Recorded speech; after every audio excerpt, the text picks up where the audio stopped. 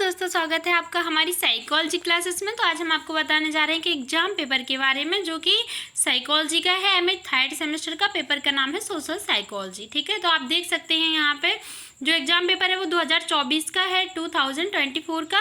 और यहाँ पे आप देख सकते हैं सोशल साइकोलॉजी का है। जो टाइम है वो आपको 3 आवर्स का दिया जाता है और मैक्सिमम मार्क्स है 85 का है और मिनिमम पास मार्क्स जो है आपके हैं वो 29 है। ठीक है, यहाँ पे देख सकते हैं सेक्शन ए में इन्होंने शॉर्ट आंसर टाइप क्वेश्चंस दिए हैं, जिन्हें लघु उत्तरीय प्रश्न भी कहा जाता है। अब यहाँ पे क्या है, इन्होंने 5 अंक का एक प्रश्न दिया है और आपको 5 प्रश्नों के उत्तर देने हैं। तो आपके कितने अंक हो गए? 25। ठीक है, यहाँ पे क्वेश्चन देखते हैं क्या पूछा गया है। क्वेश्चन जो है आपका यूनिट फर्स्ट से पूछा गया है। क्वेश्चन पूछा गया है, समाज मनोविज्ञान के संप्रत्यय का विवेचन कीजिए एवं इसके क्षेत्रों की व्याख्या कीजिए। ठीक है, discuss the concept of social psychology and explain it's fields. ठीक है, अथवा में देखते हैं अथवा में कौन सा क्वेश्चन पूछा गया है। अथवा में पूछा गया है, सामाजिक मनोविज्ञान के जैविकीय सैद्धांतिक उपागम का संक्षिप्त विवरण प्रस्तुत कीजिए। ठीक है, तो इन जो अथवा में दिया गया है, तो इन दोनों में से आपको क्या करना है, किसी एक प्रश्न का उत्तर देना है, जो कि कंपलसरी है। ठीक है, अब यहाँ पर नेक्स्ट क्वेश्चन देखते हैं। यूनिट सेकंड से पूछा गया है। यूनिट सेकंड से क्या क्वेश्चन पूछा गया है देखते हैं। एक अनुप्रयोगात्मक विज्ञान के रूप में समाज मनोविज्ञान का विवेचन कीजिए। ठीक है, discuss the social psychology as an applied science. अथवा में देखते हैं अथवा में कौन सा क्वेश्चन पूछा गया है। अथवा में पूछा गया है, समाज मनोविज्ञान का अन्य विषयों से संबंध के बारे में संक्षिप्त विवरण दीजिए। ठीक है ना, तो देखिए इन दोनों प्रश्नों में से आपको किसी एक प्रश्न का उत्तर देना था। अब आते हैं आप यूनिट थर्ड पे। यूनिट थर्ड से कौन सा क्वेश्चन पूछा गया है देखते हैं। तो यूनिट थर्ड से क्वेश्चन पूछा गया है, समरूपता की प्रकृति एवं महत्व का विवेचन कीजिए। तो discuss the nature and importance of conformity. ठीक है, अथवा में देखते हैं अथवा में क्वेश्चन पूछा गया है, आज्ञाकारिता के संप्रत्यय एवं कारणों की व्याख्या कीजिए। ठीक है, इन दोनों में से किसी एक प्रश्न का उत्तर देना है। अब आते हैं यूनिट फोर्थ पे। तो यूनिट फोर्थ में देखते हैं, यूनिट फोर्थ में कौन सा क्वेश्चन पूछा गया है, समूहों एवं इसके कार्यों से आप क्या समझते हैं, व्याख्या कीजिए। What do you understand by group and its function, explain. ठीक है, तो यहाँ पे अथवा में देखते हैं अथवा में क्वेश्चन पूछा गया है, सामाजिक श्रमावनयन के संप्रत्यय एवं कारणों का विवेचन कीजिए। ठीक है ना, तो यहाँ पे देखिए ये जो क्वेश्चन है, इन दोनों में से आपको किसी एक प्रश्न का उत्तर देना है। और एक बात हम आपको और कंफर्म कर देते हैं, जो 5 अंक का एक प्रश्न है लघु उत्तरीय, वो रेगुलर स्टूडेंट के लिए है और प्राइवेट स्टूडेंट के लिए 1 अंक जो एक प्रश्न है वो 6 अंक का है। ठीक है, और यहाँ पे देखिए 6 अंक का है, क्योंकि रेगुलर स्टूडेंट जो होते हैं उनका जो एग्जाम पेपर है वो 85 मार्क्स का होता है, क्योंकि उनके इंटरनल असाइनमेंट करवाए जाते हैं 15 मार्क्स के। तो 85 + 15 = 100। ठीक है ना, अब जो रेगुलर स्टूडेंट का मैंने बता दिया, जो प्राइवेट स्टूडेंट होते हैं उनका जो एग्जाम पेपर है वो 100 मार्क्स का ही होता है, इसलिए क्योंकि उनके इंटरनल असाइनमेंट नहीं करवाए जाते हैं। तो उनका जो एग्ज़ाम होता है ना, तो उसमें जो लघु उत्तरीय प्रश्न होते हैं, जो दीर्घ उत्तरीय प्रश्न होते हैं, उनके थोड़े ज़्यादा नंबर के रहते हैं। ठीक है, तो देखिए यूनिट 5 से यहाँ पे क्वेश्चन पूछा गया है, explain the concept of interpersonal attraction, अंतः व्यक्तिक आकर्षण के संप्रत्यय की व्याख्या कीजिए।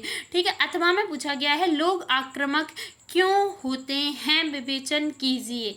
तो why do people become aggressive, question mark है, डिस्कस। ठीक है, इसके बाद देखिए अब यहाँ पे सेक्शन बी आता है। तो सेक्शन बी में आप देखिए लॉन्ग आंसर टाइप क्वेश्चन दिए हैं, जिन्हें दीर्घ उत्तरीय प्रश्न भी कहा जाता है। ठीक है, सभी 5 प्रश्नों के उत्तर दीजिए, प्रत्येक प्रश्न 12 अंक का है। तो यहाँ पर 12 मार्क्स का आपका एक क्वेश्चन है रेगुलर स्टूडेंट के लिए। वहीं मैंने बोला था ना कि जो प्राइवेट स्टूडेंट होते हैं उनके लिए ये जो क्वेश्चन होते हैं वो थोड़े ज़्यादा अंक के रहते हैं। तो यहाँ पर जो 12 मार्क्स का क्वेश्चन है वो जो प्राइवेट स्टूडेंट के लिए 14 मार्क्स का है। ठीक है, रेगुलर स्टूडेंट के लिए 12 का है। आप देखते हैं यूनिट फर्स्ट से क्वेश्चन पूछा गया। तो यूनिट फर्स्ट से क्वेश्चन पूछा गया है, समाज मनोविज्ञान की ऐतिहासिक पृष्ठभूमि का विवेचन कीजिए। ठीक है ना, discuss the historical background of social psychology, अथवा में पूछा गया है समाज मनोविज्ञान के सैद्धांतिक एवं मनोविश्लेषणात्मक सैद्धांतिक उपागमों का संक्षेप में विवरण दीजिए। ठीक है ना। तो यहाँ पे briefly describe the cognitive and psychoanalytic theoretical approaches to social psychology. इनमें से क्या आपको किसी एक प्रश्न का उत्तर देना है जो कि कंपलसरी है। और एक बात और बता देते हैं, आप कंफ्यूज ना हो, क्योंकि यूनिट फर्स्ट से वहाँ पे भी क्वेश्चन पूछा गया था, यूनिट फर्स्ट से यहाँ पे भी क्वेश्चन पूछा गया है। तो जो एमए का सिलेबस है जिसके अकॉर्डिंग एग्जाम पेपर बनाया गया है उसमें 5 यूनिट हैं, और 5 यूनिट में से आपको प्रत्येक यूनिट से आपको शॉर्ट आंसर टाइप क्वेश्चन पूछा जाता है और प्रत्येक यूनिट से आपको लॉन्ग आंसर टाइप क्वेश्चन पूछा जाता है। ठीक है, तो ये बात क्लियर हो गई। अब देखते हैं अगला क्वेश्चन। अगला क्वेश्चन यूनिट सेकंड से पूछा गया है, समाज मनोविज्ञान की विषय वस्तु के अध्ययन के लिए प्रायोगिक विधि का विस्तार से विवेचन कीजिए। ठीक है, discuss the experimental method in detail to study subject matter of social psychology. अब यहाँ पे जो है अथवा में कौन सा क्वेश्चन पूछा गया है, अथवा में पूछा गया है केस स्टडी मेथड और कोरिलेशन मेथड। तो यहाँ पे देखो लिखा है कमेंट ऑन द फॉलोइंग, फिर उन्होंने ए बी करके आपको ऑप्शन दिए हैं, और देखिए निम्न पर टिप्पणी लिखिए। देखो आ करके जो कोष्टक में दिया गया है घटना अध्ययन विधि, फिर बा करके दिया है सहसंवादात्मक विधि। ठीक है, अब यहाँ पे यूनिट थर्ड आता है। यूनिट थर्ड से कोई क्वेश्चन पूछा जाता है जो है लोग समरूपता के अनुसार क्यों व्यवहार करते हैं, समरूपता के निर्धारकों का विवेचन कीजिए। ठीक है ना। तो यहाँ पे What do you people follow conformity? Discuss the determinants of conformity। अथवा में देखिए, अथवा में दिया गया है प्रति सामाजिक व्यवहार की प्रकृति एवं निर्धारकों का विवेचन कीजिए। Discuss the nature and determinants of prosocial behaviour. ठीक है, आपका ये जो क्वेश्चन है वो यूनिट थर्ड से था। यूनिट फोर्थ से क्वेश्चन देखते हैं। यूनिट फोर्थ से क्वेश्चन पूछा गया है समूह निर्माण के उद्देश्यों एवं निहित चरणों की व्याख्या कीजिए। ठीक है, तो यहाँ पे discuss the purpose and step involved in group formation. अथवा में क्वेश्चन पूछा गया है नेतृत्व के संप्रत्यय का विवेचन कीजिए एवं नेतृत्व के असांगिकता सिद्धांत की व्याख्या कीजिए। ठीक है ना।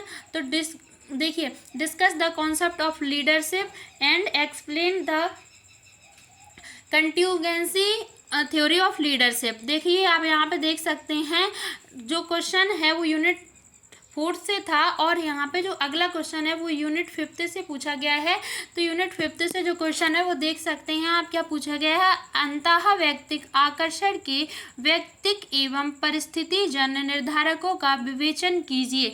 यहाँ पे हम आपको एक बात और बता देते हैं, ये जो क्वेश्चन पेपर है इसमें जो क्वेश्चन दिए गए हैं वो हिंदी मीडियम के स्टूडेंट्स के लिए अरुण कुमार की जो बुक आती है वो देख सकते हैं सोशल साइकोलॉजी की, वो अच्छे राइटर हैं। और आपको ये क्वेश्चन जो है इनका मटेरियल जो भी कंटेंट रहेगा वो आपको कहाँ पे मिल जाएगा, जितना भी कंटेंट है आपको वो अरुण कुमार जी की बुक में मिल जाएगा। ठीक है, तो ये के सिंह की बुक है और ये हिंदी मीडियम वाले स्टूडेंट के लिए बता रहे हैं।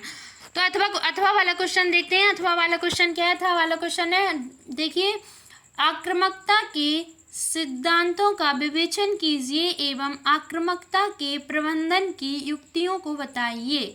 ठीक है ना। तो discuss the theories of aggression and suggest ways to manage aggression. इन दोनों प्रश्नों में से आपको किसी एक प्रश्न का उत्तर देना है, कंपलसरी है। आशा करते हैं आप सभी को समझ में आ गया होगा कि किस तरह का एग्जाम पेपर आता है और किस तरह के क्वेश्चन पूछे जाते हैं, कितने मार्क्स के क्वेश्चन रहते हैं। इस तरह की पूरी जानकारी हमने आपको यहाँ पे दी है। Thank you so much. Video पसंद आया है तो वीडियो को लाइक करें, चैनल को सब्सक्राइब करें, वीडियो को शेयर करना बिल्कुल ना भूलें, बेल आइकन को प्रेस जरूर करें जिससे कि हमारा अगला वीडियो आप तक पहुंच सके। Thank you so much. मिलते हैं नेक्स्ट वीडियो में।